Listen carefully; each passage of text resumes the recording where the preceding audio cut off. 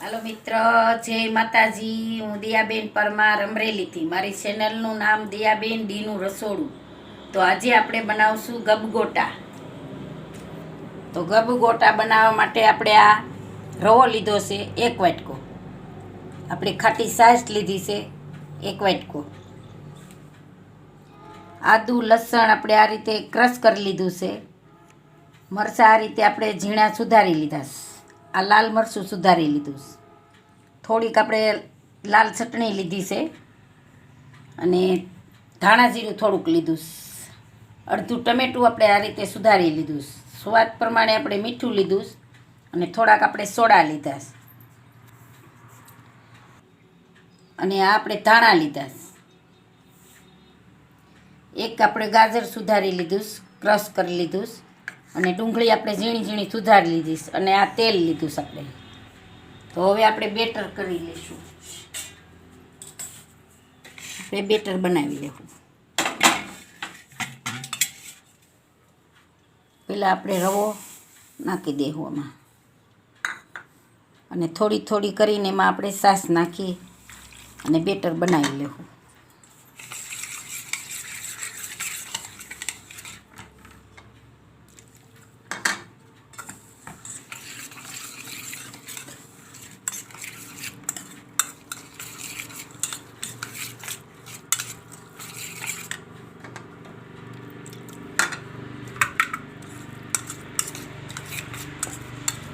તો આ બેટર આપણે એકદમ સરસ બનાવી લેવું.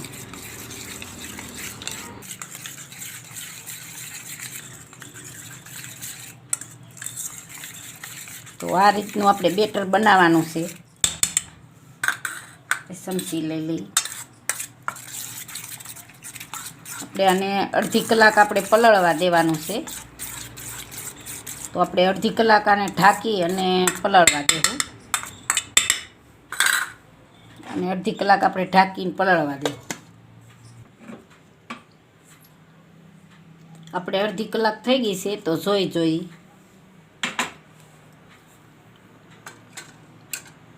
એકદમ સરસ બેટર આપણું પલળી ગયું છે. રવો બધો એકદમ સરસ પલળી ગયો છે.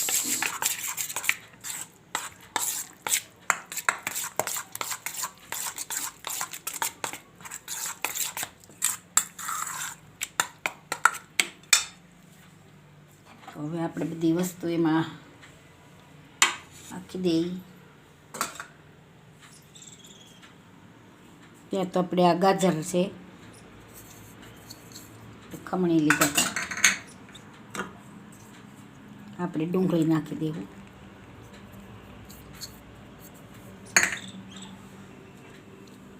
આદુ લસણ ક્રશ કરેલું છે એ નાખી દેવું. આ મરચાં છે એ નાખી દેવું. લાલ મરચી છે એ નાખી દેવું. તીખું પછી આપણે જે પ્રમાણે ખાતા હોય એ પ્રમાણે આપણે નાખવાનું. અને આ આપણે જીરું છે,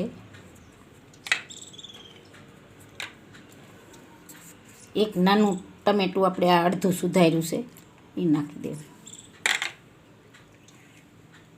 અને ધાણા નાખી દેવું. સ્વાદ પ્રમાણે આપણે મીઠું નાખીશું અને આપણે સોડા નાખી દેવું.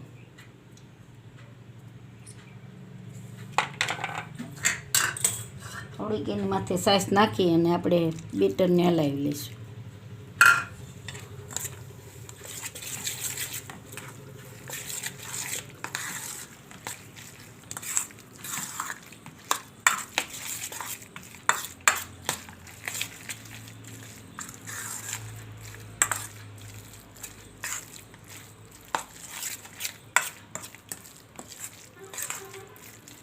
આ ધાણા છે એ નાખી દેવું અને લાલ મરચું છે એ નાખી દેવું થોડુંક.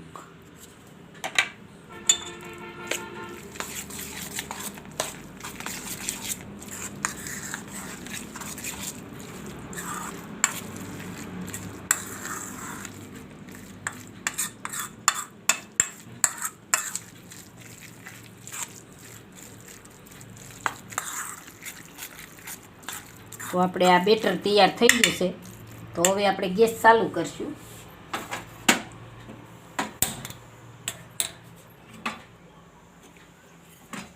અને આ આપણે રાખી દઈશું ગેસ ઉપર.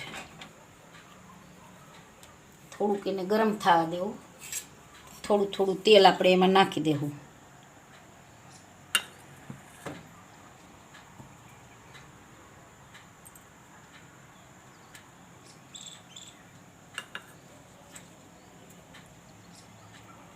થોડું થોડું તેલ નાખી અને આપણે આ રીતે આમ કરી નાખીશું.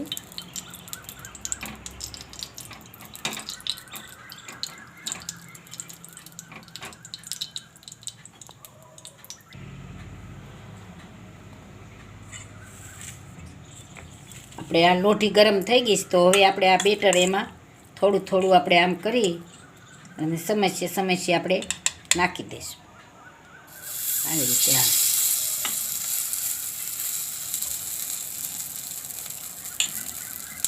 આ રીતે આપણે બધાએ ભરી લેવું.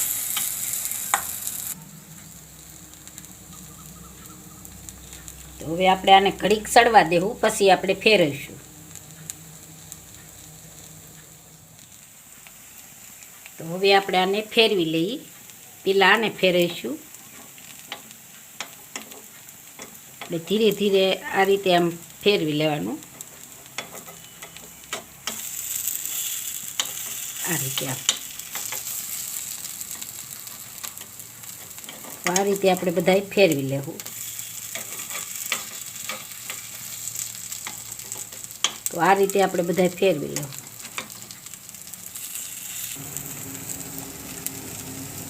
તો આપણે જોઈએ આ પાકી ગયું છે. તો આ સરસ પાકી ગયું છે આપણે. તો આ રીતે જરી જરી ફેરવી અને આપણે કાઢી લેશું.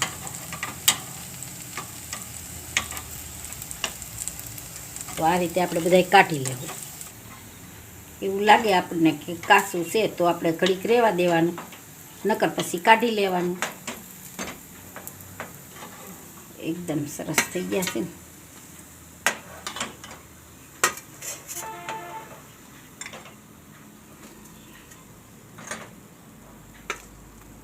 જો આ રીતે આપણે બધાય બનાવી લેવું.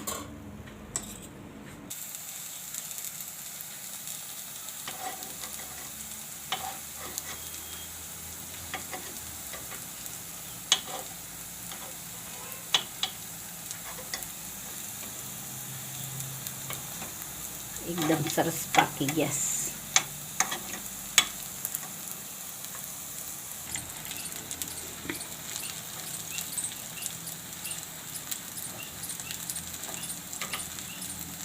તો આપણે બધાય થઈ ગયા છે. એકદમ સરસ બની ગયા. ઘડીક વાર હજી ચડવા દેવી, એક વાર થોડા થોડા.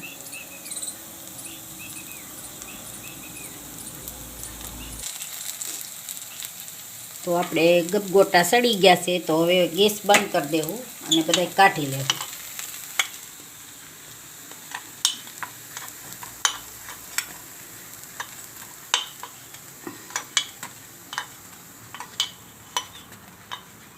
એકદમ સરસ વાટકા આપણે રવાના એટલા બન્યા છે. તો હવે આપણા ગપગોટા તૈયાર થઈ ગયા છે. તો હવે આપણે સર્વ કરી લેશું. આપણે આમાં સર્વ કરશું. એકદમ મસ્ત બની ગયા છે.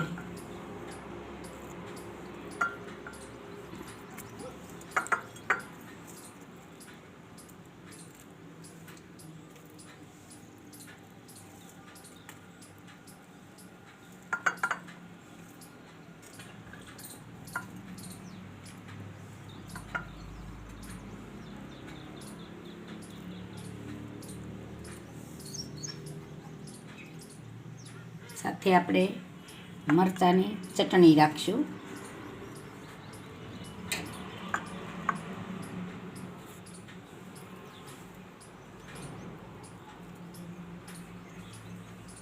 તો એકદમ મસ્ત બની ગયા છે ગપગોટા. આપણા ફુલાઈને સરસ થઈ ગયા છે. મસ્ત લાગે. આ ચટણીમાં રાખીને આમાં આપણે ચા હારે ખવાય, આપણે ચટણી હારે ખાઈ શકીએ. તો તૈયાર છે આપણા ગપગોટા. જો મારી રેસીપી પસંદ આવે તો લાઈક કરજો, શેર કરજો અને સબસ્ક્રાઈબ કરજો. બેલ આઇકન જરૂર દબાવજો. કોમેન્ટમાં બતાવજો કે તમને કેવા લાગ્યા ગપગોટા.